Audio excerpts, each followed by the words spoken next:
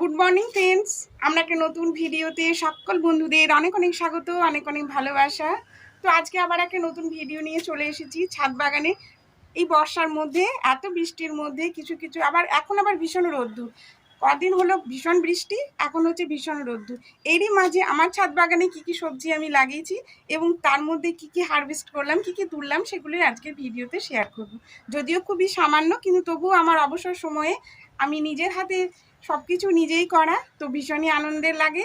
তো চলো দেখতে থাকো আজকের ভিডিও। দেখো, প্রথমে উচ্ছে গাছ চলে এসেছি, উচ্ছে তুলবো। উচ্ছে থেকে শুরু করলাম।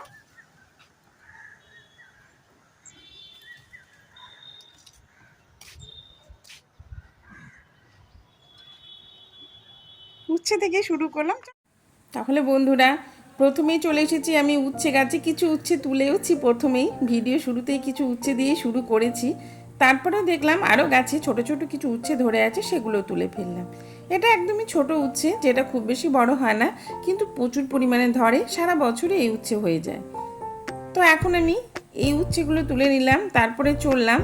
এখানে একটা বড় করলা, যে বড় সেটার গাছ লাগিয়েছি, সেখানেও দেখছি অনেকগুলো বেশ ধরেছে, দেখতেও বেশ সুন্দর লাগছে। তো এই ভিতর দিকে একটা বেশ বড় হয়ে আছে, ওটাই তুলে নিলাম। বেশি তুলবো না, আমি দুটো তুলবো, কেননা আমার তো দুজন, আমরা পরে আবার এগুলো বড় হবে, গাছে থাকলেই ভালো, আবার বড় হবে তখন আবার তুলে নেওয়া যাবে। বেশি তুলে ফ্রিজে রেখে লাভ নেই, টাটকা সবজির টেস্ট ভীষণ ভালো হয়। এগুলো এখন থাক, এগুলো আছে আরও অনেকগুলো এদিক ওদিকে ধরে আছে। তারপরে আসছি বেগুন গাছে। যে ঝুরি বেগুন গাছটা প্রায় সারা বছরই বেগুন দেয়, তেমন কোনো যত্ন নাই, একদম অবহেলাতেই পড়ে আছে, কিন্তু এও বেশ সুন্দর বেগুন দিচ্ছে। তো বেগুনগুলোও তুলে নিলাম।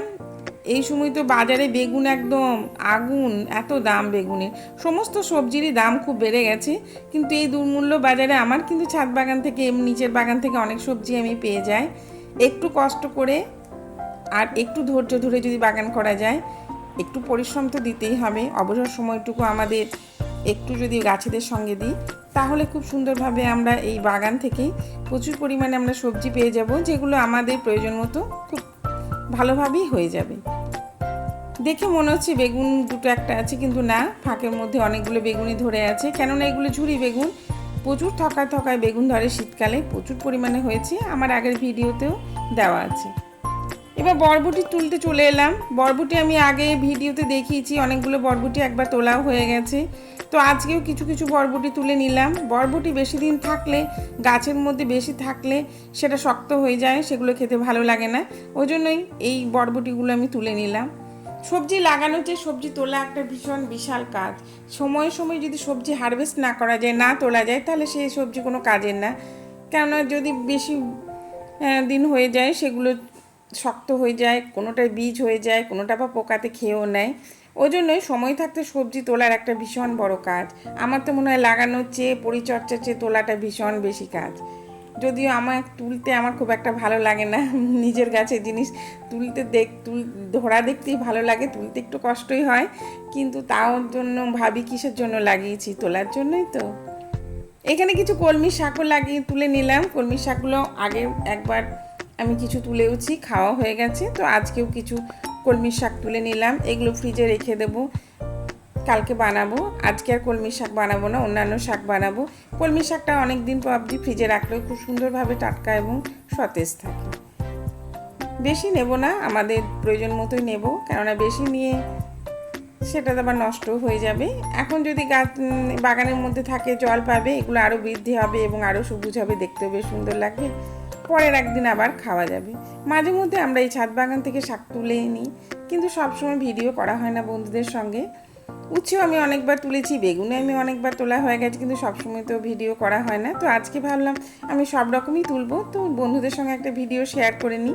আমার দেখে অনেক বন্ধু অনুপ্রাণিত হবে এবং তারাও গাছ লাগাতে আগ্রহী হবে। এখানে কিছু লাল শাকও তুলে নিলাম। লাল শাকগুলো আমার তোলা অভাবে এগুলো অনেকগুলো পোকাতে খেয়ে ফেলেছে। যদি বেশি দিন না হারভেস্ট করা যায়, না তোলা যায়, তাহলে পোকার আক্রমণ হয়, ওই জন্য মাঝে মাঝে তুলে পরিষ্কার করা উচিত। আমার এগুলো তোলা হয়নি, আমি কিছুদিন ছাদে আসিনি বৃষ্টির জন্য, তখন আমার তোলা হয়নি। তো দেখছি হ্যাঁ, এগুলোতে পোকা লেগে গেছে। তো যেগুলো ভালো আছে সেগুলো কিছু তুলে নিলাম। এই দেখো বন্ধুর, দেখুন এইগুলো কেমন পোকা লেগেছে, বেশ পোকা লেগে গেছে গাছগুলোতে। তো যেহেতু এটা একদমই শাক, এটাতে কোনো কিছু দিই না, কেমিক্যাল এবং জৈব কিছুই দিই না। যতটা তুলে নিজেরা খেয়ে নিই, তারপর এগুলো তুলে ফেলে দেবো। কিছু লাল শাক আমি নিয়েও নিলাম, একদিন একটু ভাজা করা হবে, আমাদের তো অল্পই লাগে। তারপরে এখানে পুঁই শাকগুলো একদম সিঁড়ি বেয়ে ওপর উঠে গেছে। অনেক দিন পুঁই শাক খাওয়াও হয়নি, পুঁই শাকগুলো কাটাও হয় না। আগে কেটেছি, অনেককে দিয়েওছি, কিন্তু এখন দেখছি এত বড় হয়ে গেছে, তো একটু পুঁই শাকও আমি কেটে নিলাম। সিঁড়িতেও যাওয়া আসা করতে বেশ অসুবিধাই হচ্ছে। লাগিয়েছি আমি নিচে নিচে একটা ছোট্ট মাচাও করে দিয়েছি, কিন্তু সেখানে না থেকে সেখান থেকে একদম সিঁড়ি, লোহার সিঁড়ি বেয়ে একদম উপরে ছাদে চলে গেছে। তো এখান থেকে আমি দুটো কেটে নিলাম, বেশি তো আমার লাগবে না, দুটোই আমার যথেষ্ট। ওজন্য আমি এখান থেকে দুটোই নিলাম। আর এত রোদ্দুর মধ্যে আমি তেমন কিছু দেখতেও পাচ্ছি না, কীরকমভাবে কি আমি শ্যুট করছি সেটা বুঝতেও পারছি না, তবুও তুলে নিলাম। ব্যাস, এবার ছাদ বাগানের সবজি মোটামুটি আমার হারভেস্ট হয়ে গেছে। এবার চলো নিচের বাগানে যাওয়া যাক। নিচের বাগানে দেখি লেবু গাছে এবার লেবু অনেক কম এসেছে, অন্য বছর এ গাছে প্রচুর পরিমাণে লেবু হয়। তো কতগুলো লেবু তুলে নিলাম। লেবুগুলো বৃষ্টির জন্য আমার নামা হয় না নিচে, এই জন্য এইগুলো একটু হলুদ হলুদ হয়েও যাচ্ছে। তো চারটে লেবু আমি তুলে নিই, বাড়িতে রেখে দেবো, খাওয়া হবে। এই লেবু গাছে প্রচুর পরিমাণে লেবু হয়, আগের বছর তো প্রচুর পরিমাণে লেবু দিয়েছে। তো এবার অনেকগুলো ডাল কাটা গেছে, কাটতে হয়েছে কোনো কারণে, তখন দেখছি এবছর লেবু ধরা অনেকটাই কমে গেছে। কিন্তু তবুও যেগুলো আছে আমার নিজেদের জন্য ঠিকই আছে, নিজেদের জন্য আর বেশি লাগবে না, এতেই হয়ে যাবে। তো গাছটা আমার গাছ ভর্তি লেবু থাকে, লেবু এত বেশি লেবু হয় গাছের পাতা দেখা যায় না। তো এবছর অতটা হয়নি, তাই মনটা একটু খারাপই, কিন্তু যাই হয়েছে তাতেই আমাদের হয়ে যাবে। সবাইকে দিতে পারছি না, অনেককে দিই, তারপর প্রচুর হয়, দেখতেও ভালো লাগে। কিন্তু ঠিক আছে, কতগুলো লেবু তুলে নিলাম, চারটে। আর এই যে ঢ্যাঁড়স বা ভিন্ডি, এই যে ঢ্যাঁড়স গাছগুলো অনেক আগের গাছ, আমি এপ্রিল মাসে লাগিয়েছিলাম।